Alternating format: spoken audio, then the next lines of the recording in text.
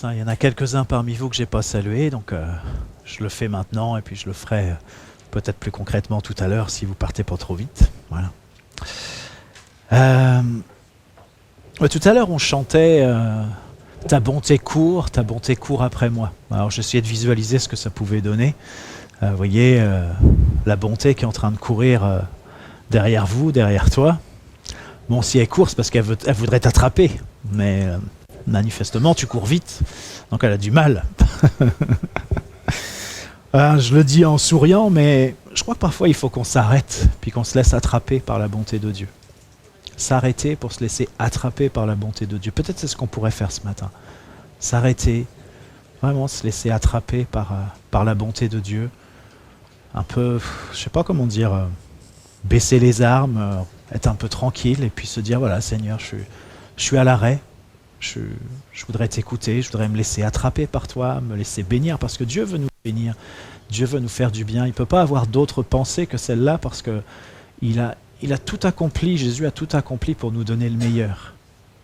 Et Dieu n'aura jamais d'autres pensées que celle de nous donner le meilleur. Alors il se peut qu'on ne comprenne pas, il se peut que ça nous échappe, mais c'est ça ce que Dieu veut faire, nous donner le meilleur encore et encore. Et je crois que ce matin, c'est un temps pour se laisser attraper, pour laisser la bonté de Dieu nous faire un petit câlin. Et quand la bonté de Dieu nous fait un petit câlin, c'est Dieu lui-même qui nous fait un câlin. Voilà. On va simplement prier. Seigneur, je te remets vraiment ce temps de message.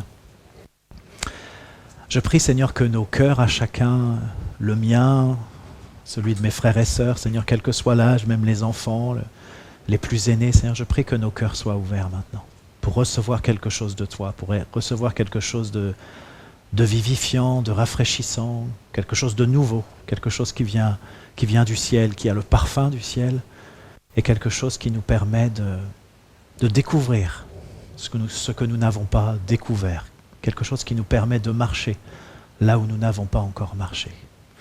Te remercions, Seigneur Jésus, pour ton esprit, et c'est vrai, merci Saint-Esprit, parce que tu es à l'œuvre, tu es un esprit de vérité. Que la vérité soit entendue, soit reçue ce matin. Oui, merci pour la vérité. C'est vrai, tu nous dis dans ta parole, si le Fils vous a franchi, vous serez réellement libre. Et c'est la vérité qui nous a franchis. Tu es la vérité, Seigneur Jésus. Et je prie ce matin qu'il y ait des affranchissements dans nos vies. Des affranchissements pour que nous soyons libres, que la vérité vraiment puisse opérer ce matin. Merci Jésus.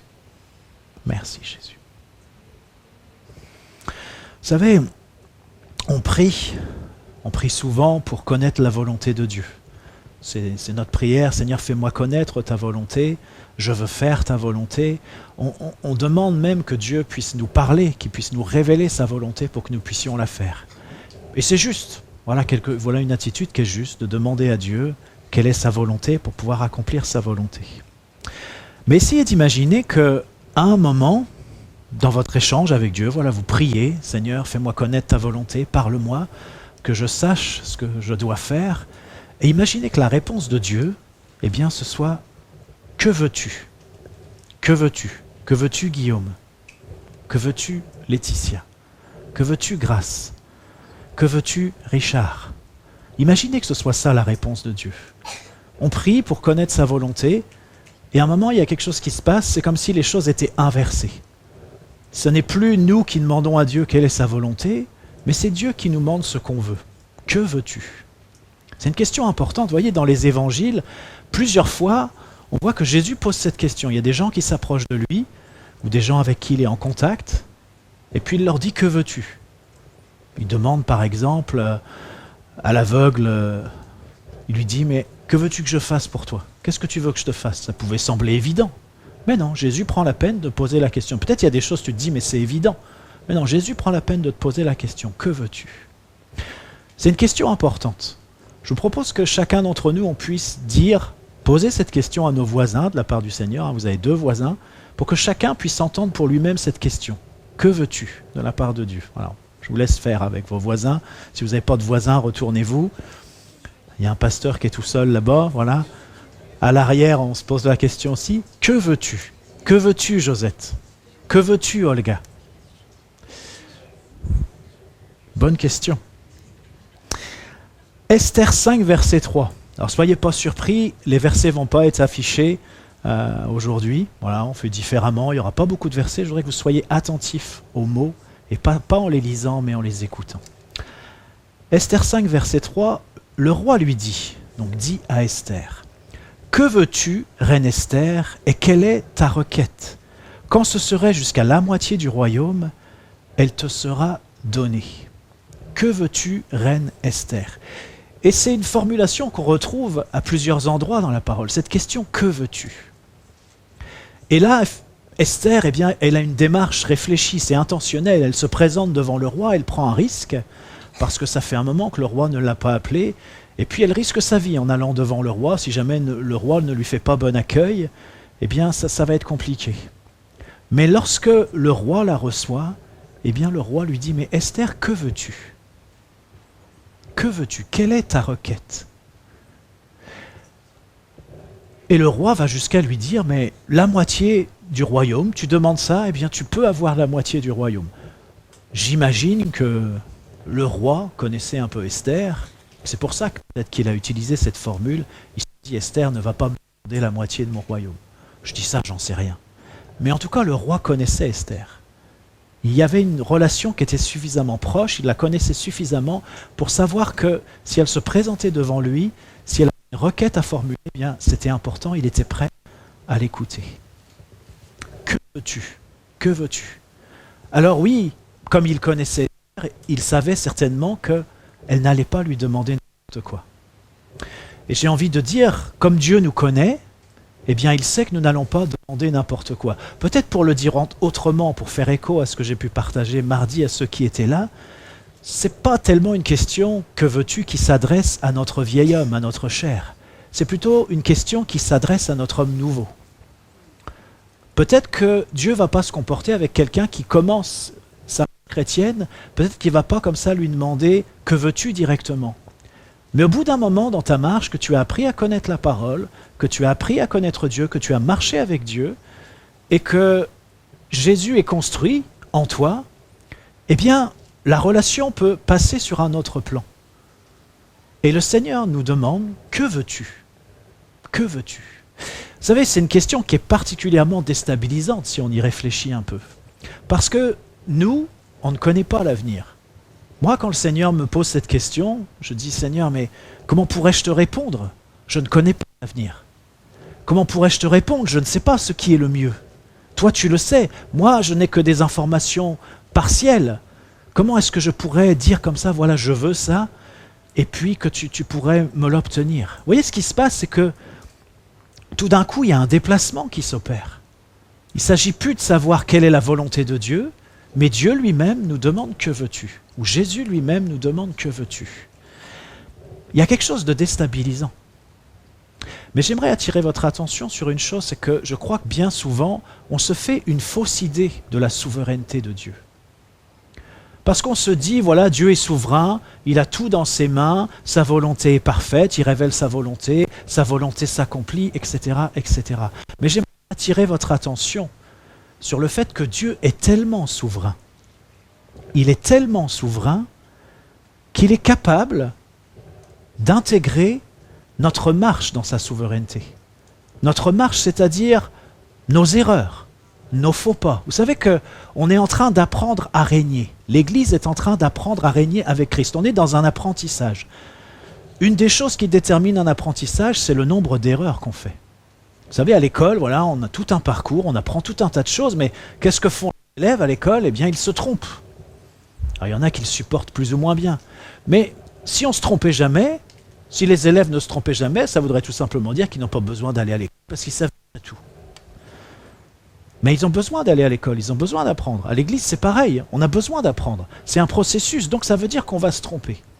Et la souveraineté de Dieu est tellement extraordinaire qu'elle est capable d'intégrer nos erreurs. Elle passe au-delà de nos erreurs de parcours, les apprentissages que nous faisons, eh bien, sont intégrés dans la souveraineté de Dieu. Les erreurs que tu vas faire, les faux pas que tu vas faire, ne vont rien remettre en question concernant la souveraineté de Dieu et concernant l'accomplissement de tout ce qui doit se faire. On est dans une marche de bonne volonté. C'est-à-dire, on est prêt à apprendre. On est prêt à se tromper. On est prêt à reconnaître nos erreurs. On est dans une marche. Donc, un apprentissage. Et il faudrait qu'on, je vous disais tout à l'heure, s'arrêter pour se laisser attraper par la bonté de Dieu. Eh bien, s'arrêter pour se laisser attraper par la bonté de Dieu, eh bien, je crois que c'est ça aussi. C'est se dire, j'ai fait des erreurs, je ferai des erreurs. Mais ça ne va pas m'empêcher d'avancer, ça ne va pas m'empêcher de prendre des risques, ça ne va pas m'empêcher de dire aussi au Seigneur ce que je veux lorsqu'il me le demande. Parce que Dieu sait ce qu'il fait. S'il te demande qu'est-ce que tu veux, il est bien conscient que tu n'as pas toutes les données, il est bien conscient que tu ne connais pas l'avenir, il est bien conscient qu'il y a tellement de choses que tu ignores. Et moi aussi. Mais il prend le risque de poser cette question. Que veux-tu? Que veux-tu? Dans Josué, au premier chapitre, c'est une situation difficile. Josué prend la tête du peuple d'Israël. Il remplace Moïse. Imaginez-vous remplacer Moïse, c'est pas rien. C'est quand même un sacré défi de se dire, voilà, Moïse, il a conduit le peuple comme ça pendant 40 ans dans le désert. Wow, c'est juste incroyable tout ce qu'il a fait, Moïse. Puis bon, voilà que maintenant, Moïse, il va monter sur la montagne, il va voir le pays de loin, mais c'est quelqu'un d'autre qui prend la suite, c'est Josué. Pas facile cette situation. Alors Dieu parle à Josué. Vous avez ça dans le premier chapitre. Au verset 9, Dieu dit à Josué, ne t'ai-je pas donné cet ordre? Fortifie-toi et prends courage, ne t'effraie point et ne t'épouvante point, car l'Éternel ton Dieu est avec toi dans tout ce que tu entreprendras. Dans tout ce que tu entreprendras. C'est étonnant cette formulation. Dieu est en train de dire à Josué, tout ce que tu vas faire, eh bien je suis avec toi. Tout ce que tu entreprends, je suis avec toi. Vous comprenez que Dieu n'est pas en train de dire, tout ce que je te dirai d'entreprendre, je serai avec toi. Non, non, il est en train de lui dire, tout ce que tu entreprendras, je serai avec toi. Alors Josué, c'est vrai, c'est pas n'importe qui. C'est pas à n'importe qui que Dieu dit ça. Josué, il a tout un parcours, il a été aux côtés de Moïse, il a appris. Josué, Dieu lui demande aussi de méditer la parole, voilà, de la connaître, de s'appuyer sur la parole, de ne pas s'en détourner. Mais pourtant, il y a quand même cette formulation que Dieu utilise, et il l'utilise plusieurs fois, je suis avec toi dans tout ce que tu entreprendras. Je paraphrase, c'est comme si le Seigneur disait, me disait, écoute, vas-y, je suis avec toi, n'aie pas peur. Et vous voyez, Dieu prend la peine de dire, n'aie pas peur, ne t'épouvante point, ne crains point, parce que voilà, Josué, il avait peur. C'était compliqué la situation dans laquelle il se trouvait, c'était déstabilisant. Mais le Seigneur le rassure, lui dit que ce n'est pas la peine d'avoir peur. C'est ce que le Seigneur fait tellement souvent. Il nous dit, mais n'aie pas peur, ne crains point, ne t'épouvante point. Je suis avec toi. Il va lui dire, je suis avec toi comme j'ai été avec Moïse. Et il lui dit, dans tout ce que tu entreprendras, je serai avec toi. Vous voyez, l'accent n'est pas mis vraiment sur ce que Dieu va demander à Josué de faire. Mais l'accent est mis d'abord, même si les deux vont ensemble, mais l'accent est mis d'abord sur ce que Josué va entreprendre. C'est curieux, non? C'est curieux. Mais c'est bien ce qui est écrit. Lorsque le maître de la maison, vous savez, la parabole des talents, lorsque le maître de la maison distribue des talents aux serviteurs, il leur demande de les faire fructifier. Mais il ne leur donne pas un petit manuel d'investissement ou un petit manuel pour être le parfait boursicoteur. Chacun a la liberté de faire fructifier son talent. Ils ont tellement la liberté d'ailleurs que celui qui a reçu un talent, mais qu'est-ce qu'il va faire? Il va l'enterrer. Eh bien, j'aimerais dire, pour nous c'est pareil, peut-être qu'il y a de l'argent, puisque là c'est d'argent qu'il s'agit, mais voilà, il y a peut-être le jeu de mots, on peut dire avec les talents, c'est-à-dire les dons que Dieu nous a donnés. Eh bien, Dieu ne nous explique pas par A plus B comment faire fructifier nos dons et nos talents. Peut-être qu'il va nous donner des indications. Peut-être que voilà, les serviteurs, ils ont vu le maître de maison faire, donc ils ont eu des exemples.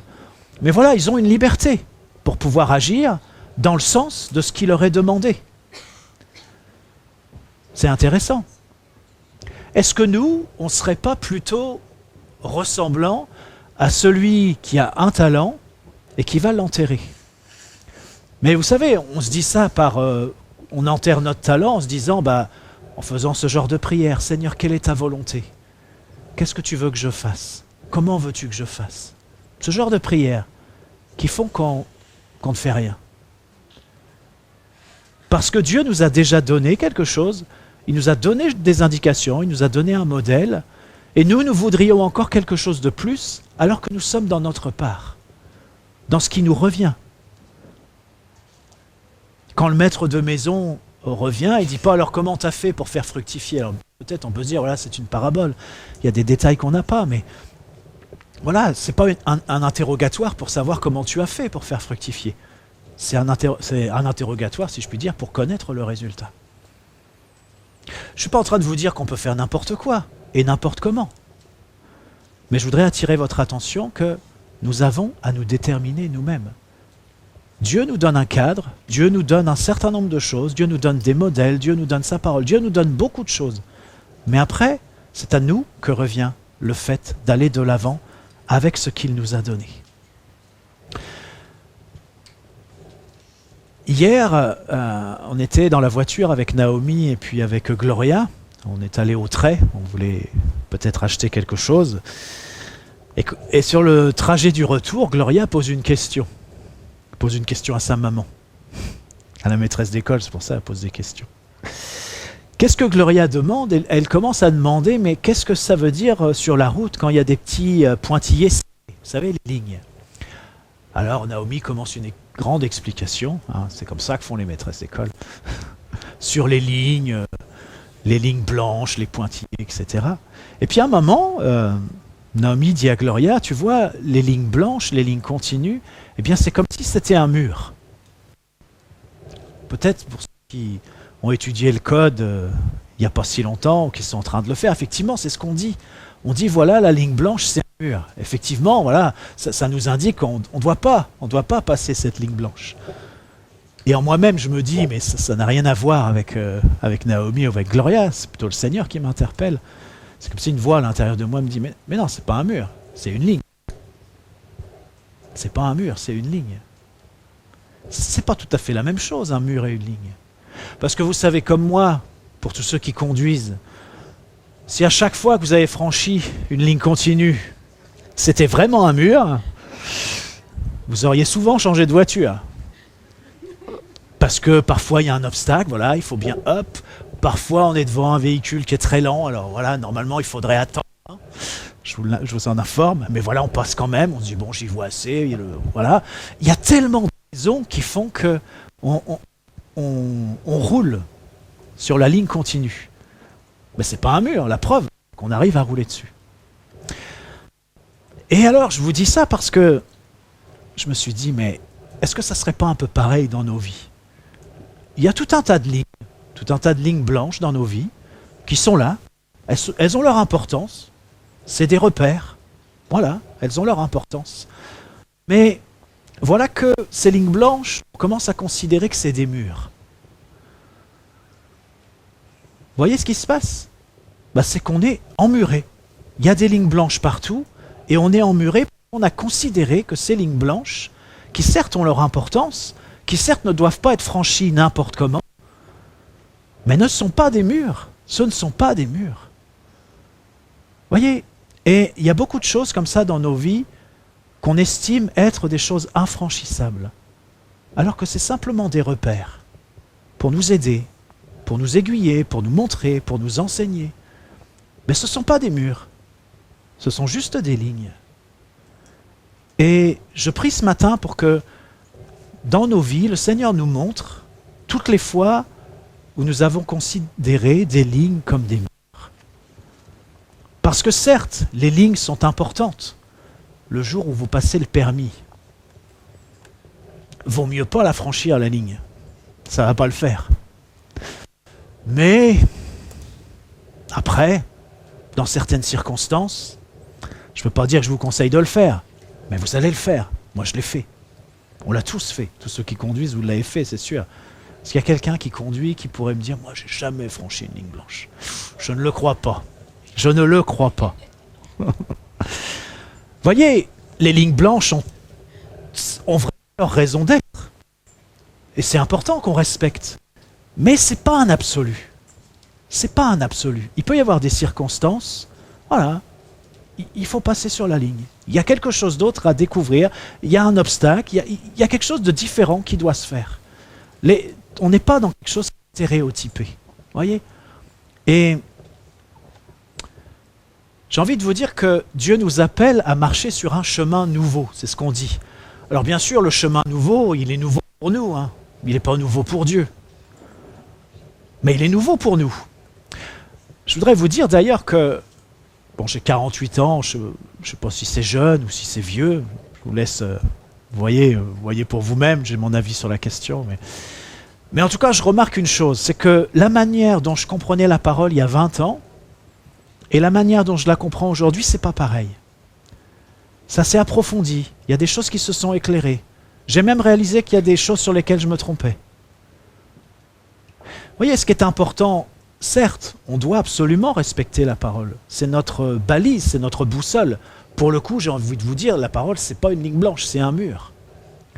Cependant, ce qui est intéressant, ce qui est important, c'est que c'est la parole le mur. C'est pas la manière dont on la comprend. Et la manière dont on comprend la parole, elle est appelée à évoluer, parce que le Seigneur nous fait avancer de progrès en progrès. Il nous éclaire sur des choses que nous n'avions pas encore vues. Et dans la marche, oui, il y a des choses qui s'éclairent, il y a des choses que nous considérons d'une manière différente, parce que nous n'avions pas bien compris, ou en tous les cas, il y a des choses qui s'éclairent parce que nous sommes à une étape différente. Et vous savez, l'étape différente, elle est généralement liée à la position. C'est-à-dire que un chef d'entreprise ne va pas voir les choses de la même manière que le responsable administratif ou le responsable financier, qui eux-mêmes ne vont pas voir les choses de la même manière que les mêmes employés. C'est la même entreprise, c'est les mêmes règles, j'ai envie de vous dire, c'est les mêmes lignes blanches, c'est les mêmes murs, mais ce n'est pas la même position. Vous voyez, la reine Esther, elle se présente devant le roi. Elle se présente devant le roi en tant que reine. Elle peut se présenter devant le roi parce qu'elle est reine. Mardoché, qui a interpellé la reine Esther, lui ne pouvait pas comme ça se présenter devant le roi. Il n'avait pas cet accès, parce qu'il n'avait pas la même position. Et voyez, parfois notre compréhension de la parole évolue parce que c'est notre position qui évolue. Et quand je parle de notre position, je voudrais dire aussi, cette position, c'est la compréhension de notre identité en Christ. Parce que peut-être, voilà, je vous parle de la reine Esther, pour certains, je suis sûr, ça leur parle, ils s'identifient à la reine Esther. Et puis d'autres se disent, bah oui, une reine, mais je ne suis pas concerné, moi, non, je ne suis pas un roi, je ne suis pas une reine. Ok, pas de problème. Mais certains ont compris que oui, ils sont des reines, ou ils sont des rois. C'est pas usurpé de dire ça. Mais voilà, peut-être que d'autres ne sont pas à cette compréhension. Voilà. On évolue, on avance, je vous ai dit, on apprend, on se trompe, on recommence. Et il y a tout un processus qui se met en place. Et voyez, c'est important parce que on dit qu'on veut apprendre à marcher sur un chemin nouveau. J'attirais votre attention sur le fait que quand le peuple d'Israël a traversé la mer Rouge, par définition, ils étaient en train de marcher sur un chemin nouveau. Personne n'avait jamais marché là. C'était juste impossible de marcher là. Il y a peut-être des bateaux qui sont passés au-dessus, mais jamais personne n'avait emprunté ce chemin-là. C'est ce qui nous est dit aussi lorsque le peuple est sorti d'Égypte. Dieu les a fait passer par un chemin par lequel ils n'étaient jamais passés. Et la même chose a été dite à Josué. Donc, par définition, vous savez, quand on passe par un chemin par lequel on n'est jamais passé, par définition, on n'y est jamais passé. Donc on le découvre. Donc on le découvre. Et la vie chrétienne, il y a une dimension de la découverte qui est extrêmement importante. On est appelé chaque jour à découvrir des choses nouvelles, chaque jour à être renouvelé, chaque jour à approfondir notre compréhension de la parole, chaque jour à approfondir notre relation avec le Seigneur, chaque jour à agir d'une manière différente parce que le Seigneur nous enseigne quelque chose de différent, quelque chose de plus. Proverbe 25, verset 2 nous dit « La gloire de Dieu, c'est de cacher les choses. La gloire des rois, c'est de sonder les choses. » Et on trouve souvent dans la parole cette idée que Dieu cache les choses. Et pourquoi est-ce que Dieu cache les choses ? parce qu'il nous faut les chercher. Mais vous savez que, je sais pas, ça m'est arrivé de jouer à cache-cache avec mes enfants. Par définition, je sais pas où ils sont. Je dois les chercher. Peut-être je commence par une pièce, c'est pas la bonne, ils y sont pas. Ou une autre pièce, si le cache-cache se fait dans la maison. Parce que je sais pas. Il faut bien que j'aille à un endroit, puis après, je cherche. Mais je vais les trouver. Je vais les trouver. Dieu ne cache pas les choses pour qu'on ne les trouve pas. Dieu cache les choses pour qu'on les cherche et pour qu'on les trouve en mesurant la valeur que ça a. Si tu n'es pas motivé pour chercher, tu ne vas pas découvrir ce que Dieu a caché. Si tu te dis, il faut absolument que je sache directement où c'est pour y aller, tu risques de ne pas découvrir grand-chose. Parce que ce n'est pas comme ça que ça marche avec Dieu. Ou en tout cas, ce n'est pas la marche normale, la marche générale, c'est pas ça. Je vous lis Éphésiens 3, versets 10 et 11. Il est dit « Afin que les dominations et les autorités dans les lieux célestes connaissent aujourd'hui par l'Église la sagesse infiniment variée de Dieu. » Je vais relire ce verset 10. « Afin que les dominations et les autorités dans les lieux célestes connaissent aujourd'hui par l'Église la sagesse infiniment variée de Dieu, selon le dessein éternel qu'il a mis à exécution par Jésus-Christ notre Seigneur. » Ce passage nous parle de l'infini. Ce passage nous parle de la sagesse. Ce passage nous parle de la variété. Et ce passage nous parle de Dieu. Il est question de la sagesse infiniment variée de Dieu. Et il est dit quelque chose de déroutant, peut-être pour nous, parce qu'il est dit que c'est l'Église, c'est nous, qui avons la charge, qui avons la responsabilité de faire connaître cette sagesse infiniment variée de Dieu. De la faire connaître au monde, de la faire connaître même aux réalités spirituelles. C'est l'Église qui a cette tâche-là, qui a ce rôle-là. La sagesse infiniment variée de Dieu. Et il nous est même dit que c'est le fait que l'Église manifeste cette sagesse infiniment variée, c'est le dessein éternel de Dieu, et c'est ce qu'il a mis à exécution avec Jésus. Ça veut dire que Dieu a toujours eu cette idée que c'était l'Église qui devait manifester la sagesse infiniment variée qui lui appartient, qui vient de lui. C'est ça l'idée de Dieu, c'est ça son projet. C'est que l'Église manifeste cette sagesse. Et alors, moi je me souviens quand j'étais, ça date un peu maintenant, mais quand j'étais éducateur, j'ai repris des études en sciences de l'éducation.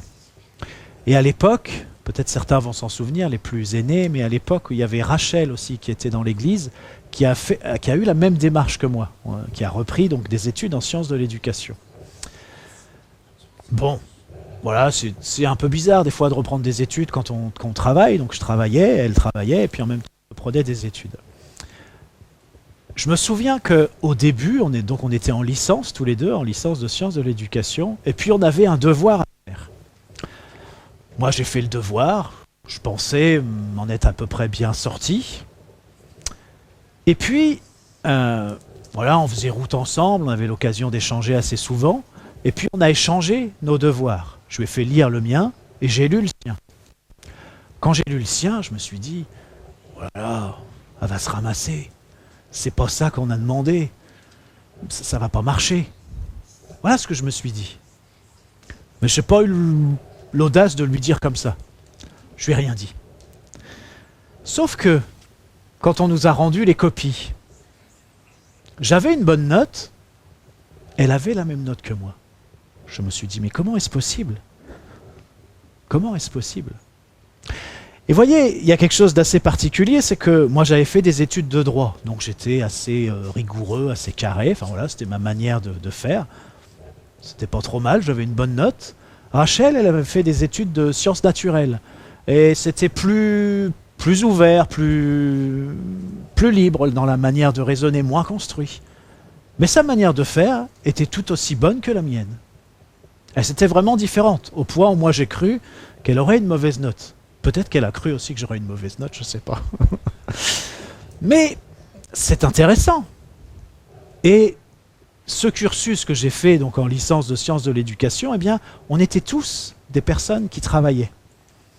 Donc ça veut dire quoi? Ça veut dire tous des personnes qui avaient une expérience professionnelle différente, qui avaient un parcours d'études différent, et c'était juste incroyable, parce que quand il y avait des échanges, eh bien chacun partait de ce qu'il connaissait, de ce qu'il avait appris, de son parcours, bon, et de sa personnalité aussi, etc.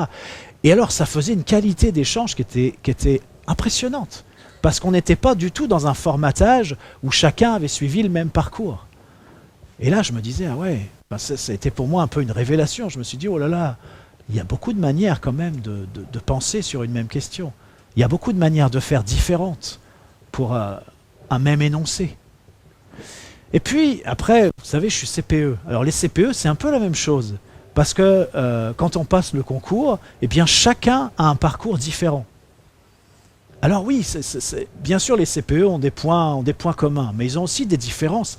Et alors oui, il y a une telle variété en fonction des études qu'on a faites, en fonction du parcours et en fonction du travail qu'on a déjà fait. Et voyez, pourquoi je vous dis ça?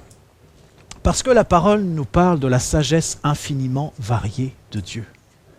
Ça veut dire qu'il y a tellement de façons différentes de répondre à quelque chose qui est demandé.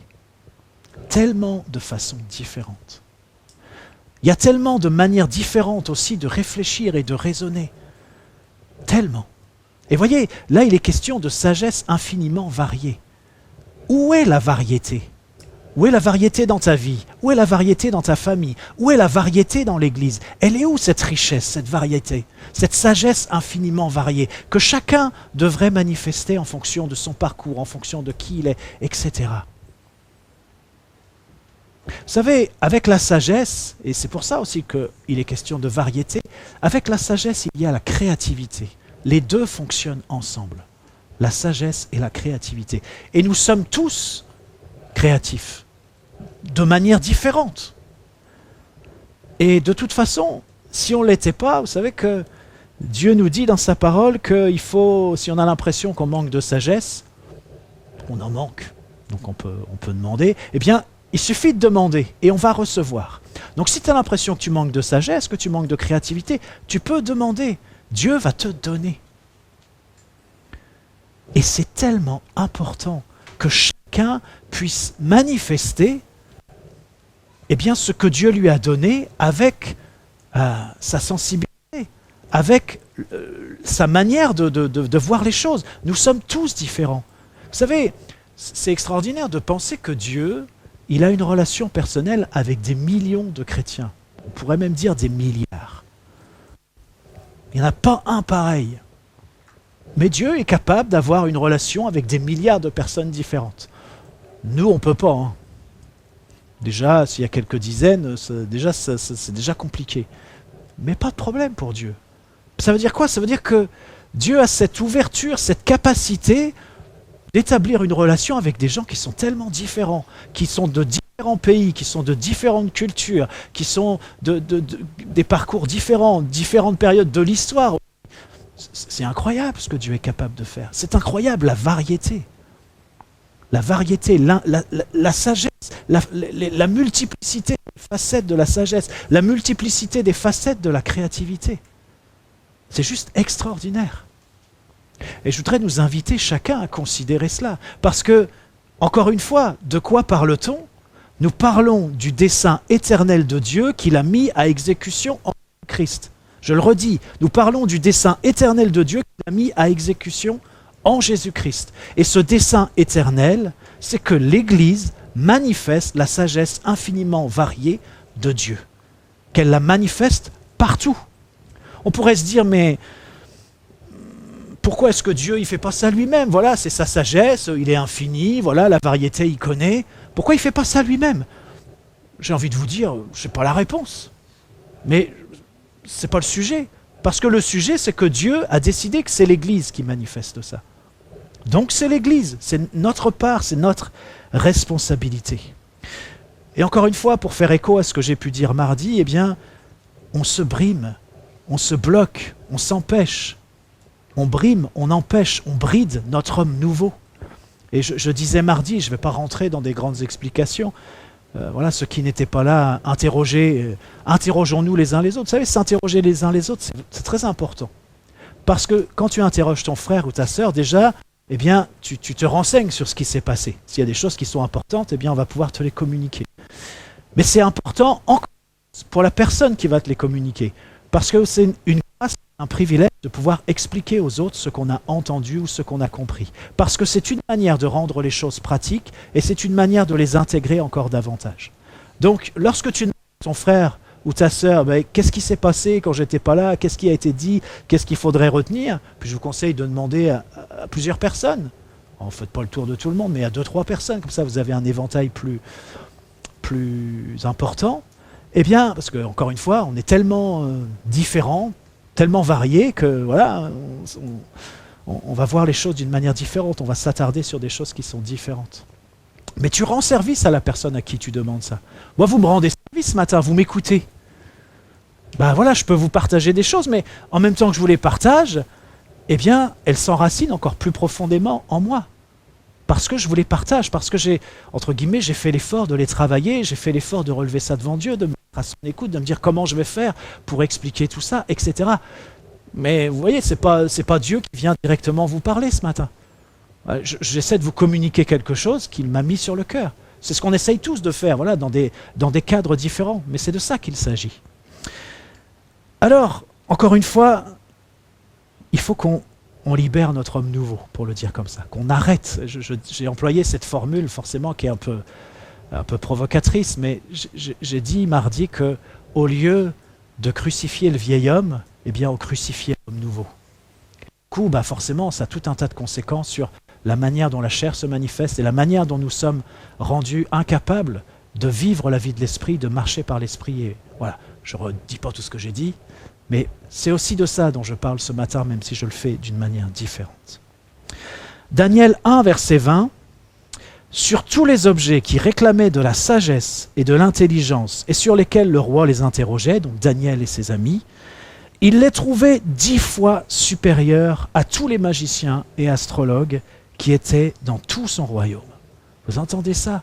10 fois supérieurs. Tous les intellos, bon, voilà, c'était aussi des magiciens, des astrologues, mais tous les intellos du coin, eh bien, Daniel et ses amis, quand le roi les interrogeait, ils étaient 10 fois supérieurs.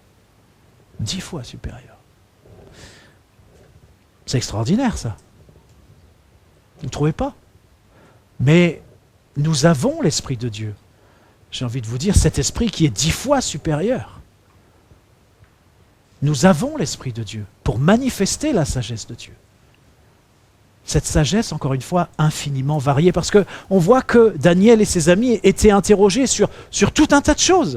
Vous voyez, ils n'étaient pas spécialisés comme on peut l'être aujourd'hui dans un domaine très pointu, très précis. Non, non. Daniel et ses amis étaient des gens qui avaient une formation globale, qui avaient une vision globale et qui étaient capables de répondre aux questions, quel que soit le domaine dans lequel on les interrogeait. Ça ne veut pas dire qu'ils savaient tout et qu'ils connaissaient toutes les connaissances qui étaient très pointues dans certains domaines où des gens étaient spécialisés ou travaillaient, c'est pas ça. Mais quand on leur posait des questions pour la direction du royaume, pour comprendre comment les choses devaient fonctionner, eh bien Daniel et ses amis apportaient la réponse. Ils étaient jeunes pourtant. Mais ils étaient 10 fois supérieurs. Et cette même sagesse, ce même esprit qui était à l'œuvre dans la vie de Daniel et de ses amis, eh bien, il est là. Nous sommes baptisés du Saint-Esprit, pour ceux qui sont baptisés du Saint-Esprit. Nous sommes remplis de l'Esprit de Dieu. Cette sagesse, elle est là.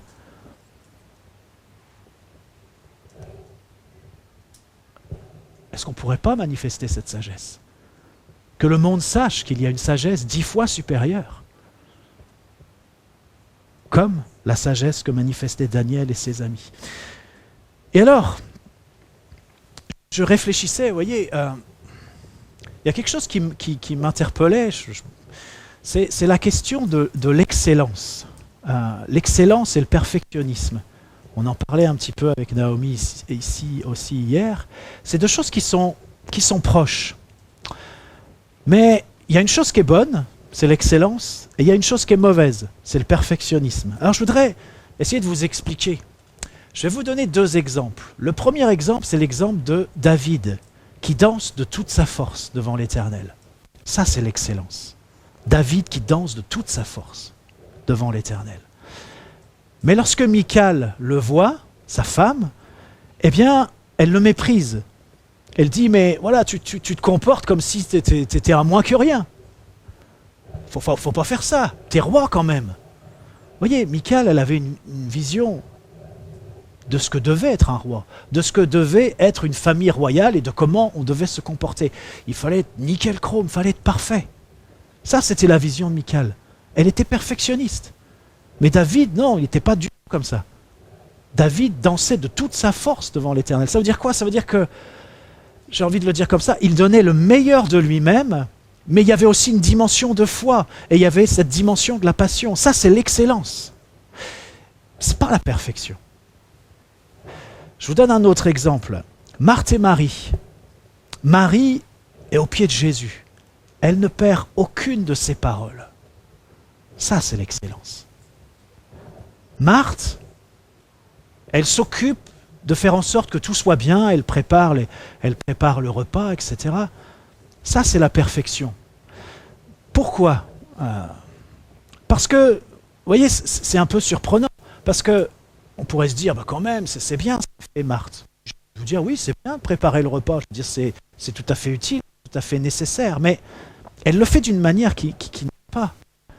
Parce que, d'ailleurs, il y a quelque chose qui est étonnant dans cette histoire, c'est qu'il y avait beaucoup de monde. Marthe, au bout d'un moment, elle ne supporte plus que Marie soit dans l'excellence, pour le dire comme ça. Elle qui est dans la perfection, elle ne supporte pas que sa sœur soit dans l'excellence. Parce que j'imagine quand même qu'à un moment ou à un autre, Jésus aurait arrêté de parler. À un moment ou à un autre, ça aurait été le moment de manger. Enfin, vous voyez, les choses se seraient faites, de toute façon. Mais ce qui me surprend, c'est que donc Marthe s'en prend à Marie. Pourtant, il y avait beaucoup de monde. Elle aurait pu demander à d'autres personnes de l'aider. Pourquoi justement Marie ? Et vous voyez, il y a quelque chose qui est surprenant, c'est que quelqu'un qui est dans la perfection, eh bien, il fait les choses tout seul. Parce qu'il ne peut pas être aidé par les autres. Parce que forcément, les autres, ils ne vont pas avoir le même idéal que lui, ils ne vont pas être dans la même dynamique. Alors quelqu'un qui est dans la perfection ne pourra pas travailler avec les autres. Et pire, quelqu'un qui est dans la perfection empêchera les autres de travailler avec lui. Et vous voyez, c'est ce qui s'est passé. Moi, je ne sais pas, j'imagine une rencontre normale, voilà, Marthe qui prépare le repas, qui est affairée. Ça serait normal, si ce n'est pas Marie, mais que d'autres personnes lui viennent en aide. Lui disent, bah, Marthe, on va te donner un petit coup de main. Pourquoi ça ne se fait pas? Vous voyez? Et vous voyez, la perfection, il y a quelque chose qui n'est pas bon là-dedans. Enfin, c'est même très mauvais, parce que la perfection, c'est un truc religieux. On essaie par nous-mêmes de se dire, on va faire pour le mieux. C'est un idéal qu'on essaie d'atteindre, mais qu'on n'atteindra jamais. Et c'est un idéal, c'est une idole. Un idéal qu'on voudra imposer aux autres. Alors on s'en rend compte, on s'en rend pas compte. Mais c'est un esclavage dont il faut être libéré. Parce que ça empêche de faire ce que Dieu demande de faire. Et ça, je crois que c'est important. Il y a besoin d'être libéré par rapport à ça. Quand on est perfectionniste, moi, dans certains domaines, j'étais perfectionniste. Mais à un moment, je me suis dit, mais arrête, c'est un esclavage d'être perfectionniste. Et qui plus est, c'est pas du tout la meilleure manière de faire. Et bon, voilà, c'est quelques exemples que je voulais vous donner, mais dans la perfection, vous savez, je vais le dire comme ça, celui qui a fait les choses parfaites, c'est Jésus. C'est-à-dire, quand il était sur la croix, il a dit, tout est accompli. C'est-à-dire, ça y est, l'affaire est réglée. Tout est fait parfaitement, entièrement. Ça veut dire quoi? Ça veut dire que on a une attitude où on veut comme ça accomplir tout parfaitement d'une manière religieuse par nous-mêmes, bien on rejoint un truc qui n'a pas besoin d'être joué. Dieu, Jésus, a tout accompli sur la croix. Et il nous a tout donné pour que chacun, on puisse vivre l'excellence. Mais vous comprenez que l'excellence, eh bien, c'est aussi essayer encore. Vous savez, on a cette idée que, enfin, je vais le dire autrement. Dans ma marche chrétienne, si j'avais bougé seulement quand j'avais une conviction, mais j'aurais pas fait grand-chose. Ça m'est arrivé d'avoir des convictions. Je suis sûr que ça vous est arrivé aussi de faire certains choix sur la base d'une conviction. C'est une manière de faire que Dieu a de nous donner des convictions pour avancer. Mais la plupart du temps, ça ne se passe pas comme ça. La plupart du temps, on a peut-être des indications, on a quelques informations, et il nous faut avancer, il nous faut tâtonner, il nous faut essayer, il nous faut prier, il nous faut réfléchir, il nous faut aller pour voir comment ça se passe et se dire « Ah, mais non, finalement, c'est pas ça. » Alors on essaie autrement, on réfléchit différemment, ou alors on s'arrête et on pose encore les choses, et on demande à Dieu une indication supplémentaire. Vous savez, la marche chrétienne, ça ressemble plus à un jeu de piste qu'à un jeu où on est toujours convaincu pour faire les choses. Et ça, c'est un vrai problème pour nous. Pour beaucoup d'entre nous, parce que nous avons l'habitude de marcher à coup de conviction. Et si nous ne sommes pas sûrs à 100%, eh bien nous ne bougeons pas, nous n'avançons pas. Pensez à Paul. Paul, quand il devait se rendre dans certaines régions, finalement, il essayait un truc, ça ne marchait pas. Alors il se dit, non, si c'est pas ça, c'est peut-être autre chose. Forcément, il priait, il cherchait la face de Dieu. Voilà, c'est ce que je vous disais tout à l'heure. Il y a des choses qui sont cachées, il faut chercher. Et quand on cherche, eh bien voilà, on découvre, et peut-être on découvre petit à petit. Alors voilà que Paul va dans une direction, finalement, c'est pas la bonne. Il essaye autre chose, c'est pas ça, mais après Dieu lui parle. Alors il déduit que, vous voyez, c'est ça aussi, la marche chrétienne. Et j'ai envie de vous dire que c'est beaucoup plus souvent comme ça que ça se passe qu'une conviction qui t'arrive comme ça, où tu es sûr à 100% que tu dois faire ça. Parce que, encore une fois, qu'est-ce que Dieu cherche à faire? Il cherche à développer la relation. Il cherche à nous apprendre à régner. Il cherche à nous enseigner comment marcher par l'esprit. Et ça, c'est quelque chose qui s'apprend. Vous voyez, peut-être tu avances dans une certaine direction, puis tu sens qu'il y a... Non, ça va pas, c'est pas ça. Alors, il faut peut-être réajuster, ou alors c'est que c'est autre chose. Vous voyez, on est dans quelque chose de continu. La relation que nous avons avec Dieu, elle se développe en continu. La vie de l'esprit, l'esprit nous conduit dans toute la vérité, il nous donne des indications, mais ce n'est pas un truc qui tombe comme ça, vas-y, va à droite, va à gauche. Parfois c'est ça, et c'est bien. Mais la plupart du temps, ce n'est pas comme ça. Alors, encore une fois, il faut qu'on accepte quelle est notre part de responsabilité. On accepte de se dire, voilà, effectivement, parfois on avance en tâtonnant, on avance en essayant, en réessayant. On s'arrête, on prie, on réfléchit, on avance, et puis on recule, on se dit, il y a un truc qui ne va pas. Voilà. Et bien souvent, pour remporter certaines victoires, pour franchir certains caps, c'est un combat. Et si tu déduis le fait qu'il y ait des difficultés ou que ça ne se passe pas comme il faut, que c'est pas ça que Dieu veut, peut-être que tu te trompes. Et inversement. C'est pour ça qu'on a besoin de la relation. Et c'est pour ça qu'on a besoin d'apprendre comment on doit marcher. Vous savez, moi ce que je comprends de Jésus, c'est que Jésus lui-même était obligé de passer du temps avec son Père. Enfin, je dis obligé, j'imagine qu'il ne le vivait pas comme une obligation. Mais il était obligé de passer du temps avec son Père, il était obligé d'être attentif. Lui aussi, d'une certaine manière, eh bien, il fallait qu'il cherche. Il fallait qu'il voie ce que son père faisait pour pouvoir le faire. Et j'imagine que ce n'était pas un truc tout le temps automatique. En tout cas, quand je lis comment ça se passe pour Jésus, je n'ai pas cette impression. Alors pourquoi ce serait comme ça pour nous? Il n'y a aucune raison que ça soit comme ça pour nous. Encore une fois, la souveraineté de Dieu intègre nos erreurs de parcours. Elle intègre que parfois nous allons tomber. Elle intègre que parfois nous allons mal comprendre les choses, nous allons mal faire. Il faut qu'on ait confiance en Dieu, qui nous garde, qui nous conduit, qui prend soin de nous. Il faut qu'on ait confiance. C'est aussi une démarche de foi. Vous voyez, si tu avances qu'à coup de conviction, tu n'as aucune foi. Parce que Dieu te fait la grâce d'avoir des convictions. Ok, tu marches avec ces convictions-là. Mais comme c'est des convictions, voilà, c'est facile. Mais la marche chrétienne, c'est pas ça. C'est parfois ça, mais c'est pas que ça. Et la marche normale, c'est pas vraiment ça. Même si Dieu nous accorde la grâce, parfois pour des décisions importantes, ou parce qu'on fait des erreurs importantes, nous accorde la grâce de nous parler d'une manière qui est tellement claire, tellement spécifique, que ça nous sauve. Voilà, Dieu a cette capacité, il le fait. Mais c'est pas le but. Le but, c'est qu'on apprenne, c'est qu'on progresse, c'est qu'on développe notre relation avec Dieu, notre compréhension de ce que c'est que régner avec Christ.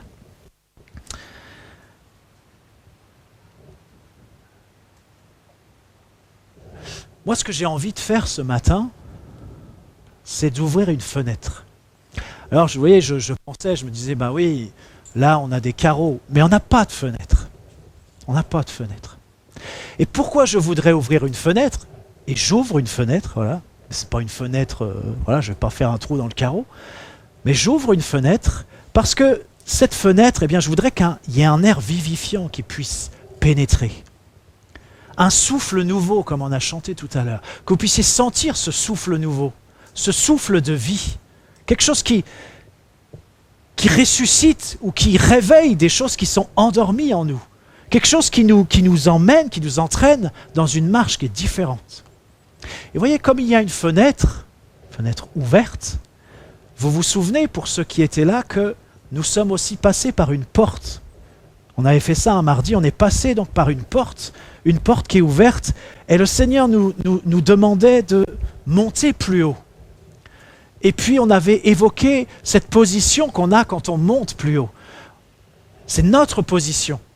C'est-à-dire pas la position de quelqu'un qui est dans les rangs, mais la position de quelqu'un qui se prépare et qui est opérationnel, qui apprend à régner avec Christ et qui comprend que c'est sa part, c'est sa tâche, c'est sa responsabilité.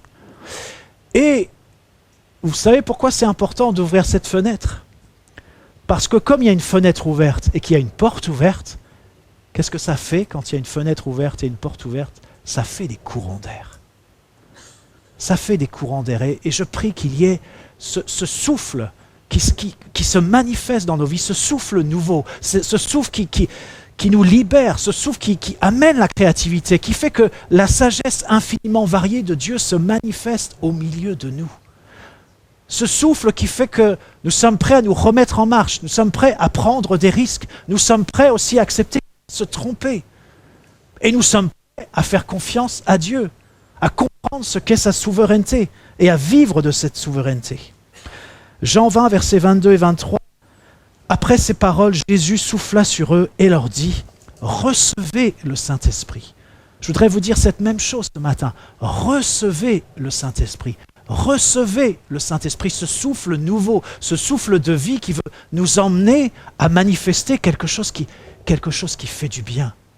Quelque chose qui émane de cette bonté, qui nous attrape et qui fait que nos cœurs s'ouvrent et qu'il y a une libération qui s'opère et c'est la vie qui se manifeste.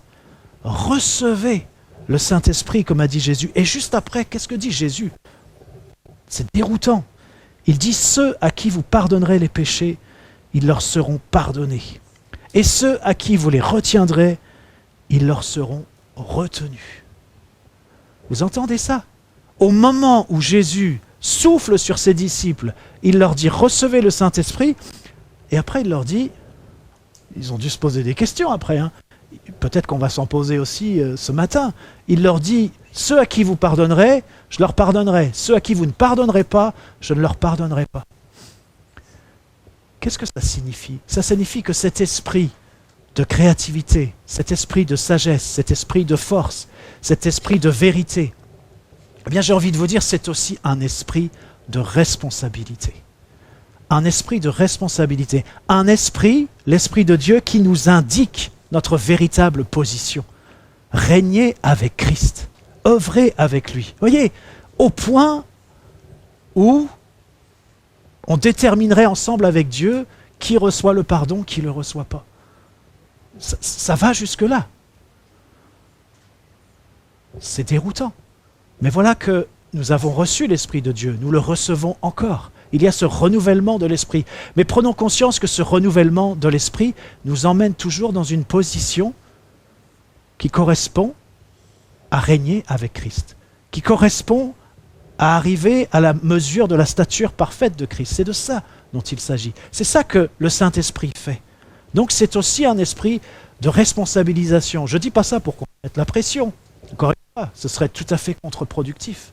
Je dis ça pour qu'on réalise quelle est notre part, quel est le rôle que l'Église doit jouer. Qu'est-ce que c'est que l'Église? Qu'est-ce que c'est qu'un chrétien? Qu'est-ce que c'est qu'une fille, un fils de Dieu? Qu'est-ce que c'est? Eh bien, c'est ça aussi. Et puis, je vous lis 2 Corinthiens 6, verset 1. Il est dit « Puisque nous travaillons avec Dieu, nous vous exhortons à ne pas recevoir la grâce de Dieu en vain. » C'est ce passage, parfois c'est traduit par « Nous sommes collaborateurs avec Dieu. Collaborateurs. Collaborateurs. Nous travaillons avec Dieu. Alors là, on pourrait dire, voilà, c'est Dieu qui travaille, puis nous, on travaille avec lui. Marc 16, versets 19 et 20, il nous est dit « Le Seigneur, après leur avoir parlé, fut enlevé au ciel, et il s'assit à la droite de Dieu. Et ils s'en allèrent prêcher partout, c'est les disciples. Le Seigneur travaillait avec eux et confirmait la parole par les miracles qui l'accompagnaient. » Vous voyez, là, on a l'impression que c'est l'inverse. C'est les disciples qui travaillent et Dieu qui travaille avec les disciples. Enfin bref, on travaille ensemble. C'est cette perspective qu'il nous faut pour que nous puissions apprendre quelle est notre position, savoir ce que nous avons à faire, se tromper, se relever, repartir, demander au Seigneur de nous renouveler, essayer, parce que ça correspond, on est dans un apprentissage pour régner avec Dieu. Je m'approche de la fin et je voulais lire avec vous dans Apocalypse 3, versets 20 et 21. Je me demande si ça n'a pas déjà été lu la semaine dernière. C'est ce verset qui dit « Voici, je me tiens à la porte et je frappe. Si quelqu'un entend ma voix et ouvre la porte, j'entrerai chez lui, je souperai avec lui et lui avec moi. Celui qui vaincra, je le ferai asseoir avec moi sur mon trône. » Et oui, je me faisais cette réflexion. Jésus vient souper. Jésus vient souper. Un souper, c'est pas un festin, vous êtes d'accord avec moi? Moi, j'ai un peu l'impression que si on m'annonçait que Jésus vient manger à la maison, je mettrais la pression sur Naomi pour qu'elle nous fasse des bons petits plats. Non, c'est pas l'impression. Là, il faudrait mettre les petits plats dans les grands, enfin, il faudrait faire un truc juste extraordinaire. Peut-être je pourrais dire parfait. Mais Jésus, il vient pas pour ça. Jésus, il vient pour souper, pour partager une bonne souplette avec nous. On pourrait le dire comme ça. Mais vous savez, les gens avec qui on partage une soupe comme ça le soir, ou en tout cas un repas frugal, c'est des intimes. Si on a des invités, on ne va pas juste leur servir une soupe ou un petit truc à grignoter et puis au lit. Non, on ne va pas faire ça. Et voyez, Jésus vient, il frappe à la porte. L'impression même que ça me donne, c'est qu'il frappe assez doucement. Vous savez, parfois il y a des gens qui frappent, on se dit, il y a quelqu'un qui a frappé là ou pas? Tu vas voir, tu vas ouvrir ou pas? Enfin, vous voyez, j'ai l'impression que c'est un peu comme ça. Voilà, Jésus frappe doucement, ok. Si on prend la peine d'aller lui ouvrir, eh bien, il entre. Mais il ne nous demande pas d'avoir fait des heures et des heures de cuisine. Non, non, voilà, il te reste un petit truc au frigo, un fond de soupe, allez, on s'assoit, on grignote, on mange. Parce que ce qui compte, c'est pas ce qu'on va manger. Je ne dis pas que ce qu'on mange, c'est pas important. On est français quand même, hein. On ne va pas oublier, c'est notre héritage, c'est notre culture, etc. Et puis il y a des moments où c'est important, les festins c'est important aussi, la fête. Mais voyez, là c'est pas de ça qu'il s'agit. Jésus vient pour passer un moment avec toi. Intéressant. Ça se fait, voilà, d'une manière simple. Et puis, c'est quand même dit, hein, j'entrerai chez lui, je souperai avec lui, et lui avec moi. Vous voyez, on n'est pas en cuisine en train de... non, on est ensemble. On boit ensemble la soupe.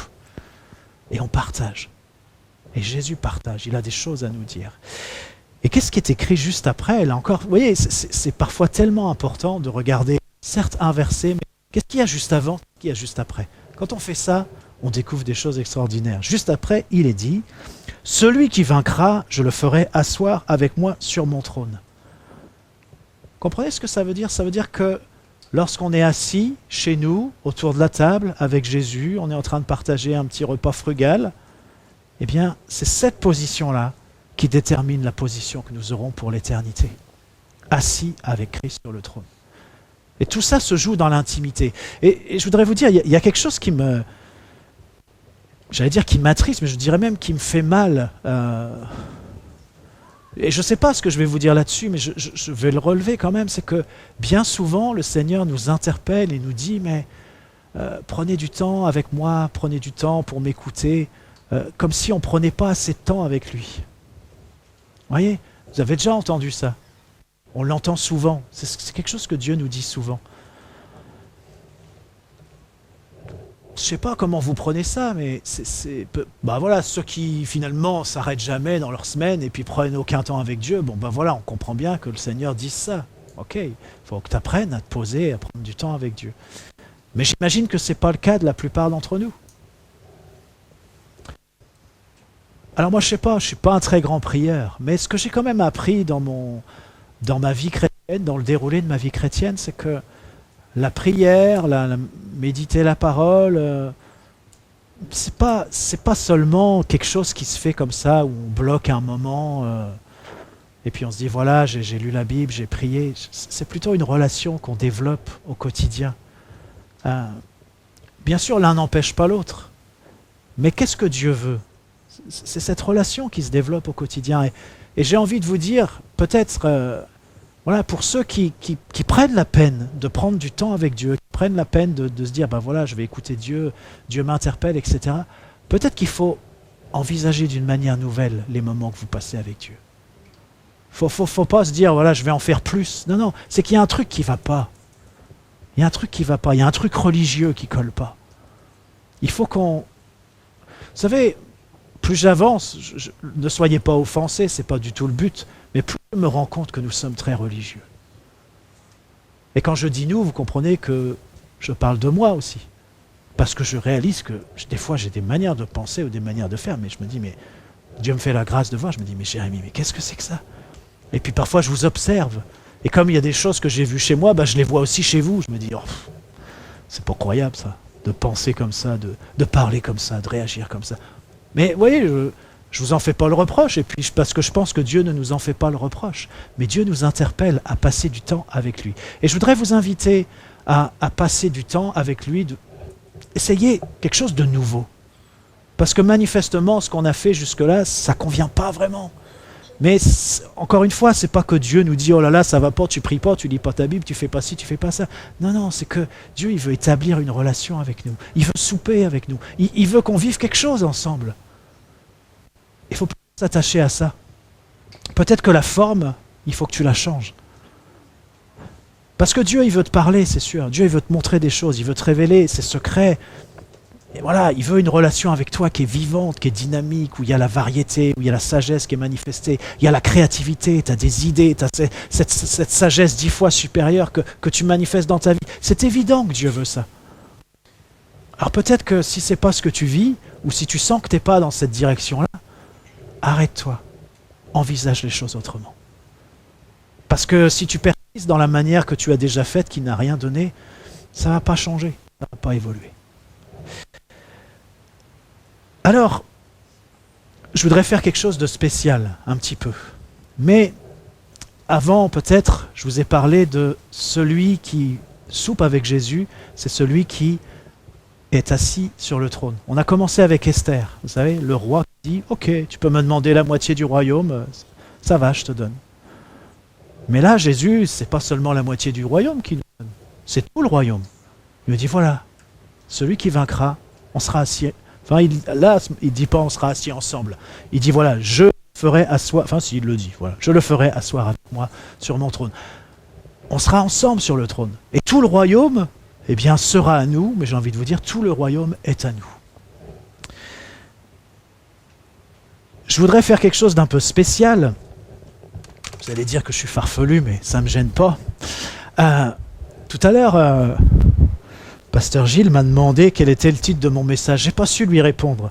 Parce que quand j'ai cherché par moi-même quel était le titre du message, eh bien, je ne trouve pas de titre à ce message, pour être clair avec vous. Alors, ce que je vais vous proposer, je vais avoir besoin peut-être de l'aide de Siméon. Si tu peux distribuer un petit papier à chaque personne, même aux enfants. Et puis, tu veux bien ? Mariana, distribuer un petit papier à chacun, même aux enfants, puis pas oublier ceux qui sont derrière à la technique. Je ne trouvais pas de titre pour mon message, mais je voudrais vous demander quel titre vous mettriez à ce message. Quel titre vous donneriez à ce message? Prenez quelques instants pour y penser, parce que je suis persuadé d'une chose, c'est que je vais avoir à peu près autant de titres que de personnes. Parce que c'est ça aussi, merci, c'est ça aussi la sagesse infiniment variée de Dieu. Et je vous laisse quelques instants pour faire ça, et après je vais vous dire pourquoi je vous demande de faire ça. Et puis je récupérerai ce que vous avez écrit. C'est anonyme, hein. Enfin si vous voulez mettre votre nom, vous faites ce que vous voulez, vous êtes libre. Mais Mais voilà, il n'y a pas besoin de... Merci. Je vous laisse un petit peu de temps. S'il y a un enfant qui ne sait pas écrire, vous pouvez écrire pour lui, vous lui demandez qu'est-ce que tu mettrais comme titre.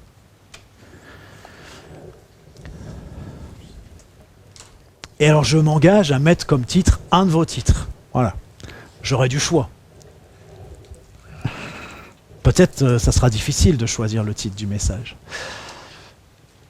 Et alors pendant que je vous réfléchissez, je vous indique pourquoi je vous propose de faire ça. Vous voyez, quand Dieu a créé Adam, Dieu a tout créé. Et qu'est-ce qu'il a fait? Eh bien, il a demandé à Adam de donner un nom à tous les animaux. Vous voyez, c'est surprenant cette affaire, parce que quand on sait l'importance des noms, l'importance de nommer dans la culture juive, nommer d'une certaine manière, pour le dire très simplement, parce qu'on ne va pas refaire un message, mais nommer, c'est faire exister. Et voilà que Dieu demande à Adam de donner un nom aux animaux. Voyez, le premier collaborateur, je dis bien collaborateur de Dieu, c'était Adam. Et on peut se dire, oui, c'était les animaux, c'était une petite mission comme ça, pour le fun. Pas du tout, c'était une mission tellement importante. Vous savez, l'Église, il nous appartient de nommer les choses.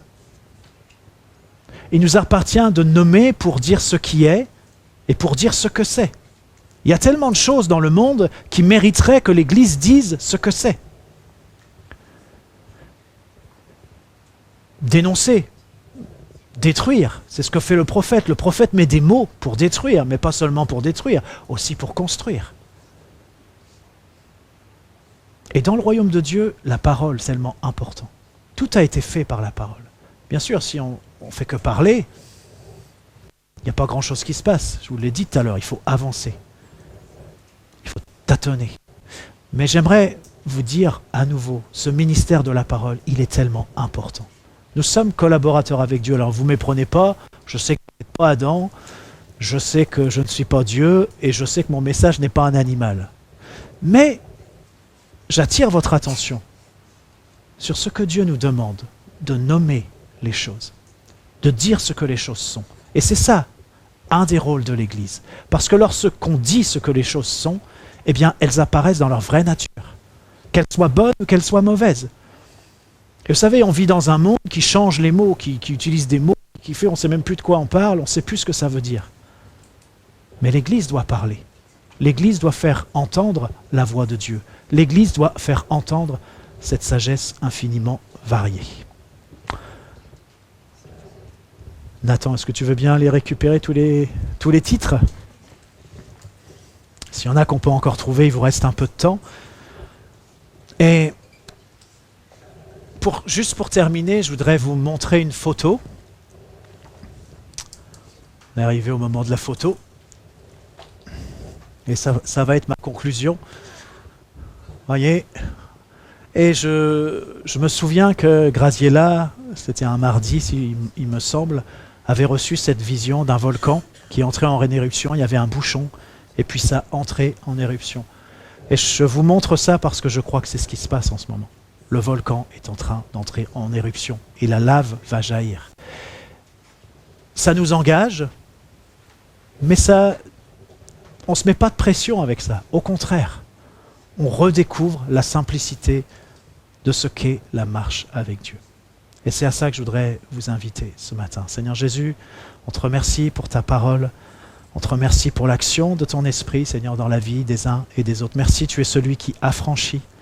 Tu es celui qui libère. Il est dit dans ta parole, le Fils de Dieu a paru pour détruire les œuvres des ténèbres. Et c'est ce que nous voulons faire ce matin avec ta parole. Nous détruisons les œuvres des ténèbres, les forteresses de raisonnement qui sont erronées, nous les renversons au nom de Jésus. Je prie que dans ce lieu, la liberté glorieuse des enfants de Dieu soit manifestée, que la sagesse infiniment variée de Dieu soit manifestée, qu'elle se propage, qu'elle jaillisse comme cette lave qui jaillit du volcan. Je prie qu'il en soit ainsi dans ce lieu. Et nous te disons simplement merci Seigneur pour ta parole, merci pour l'action de ton esprit, merci pour tes promesses qui sont oui et amen.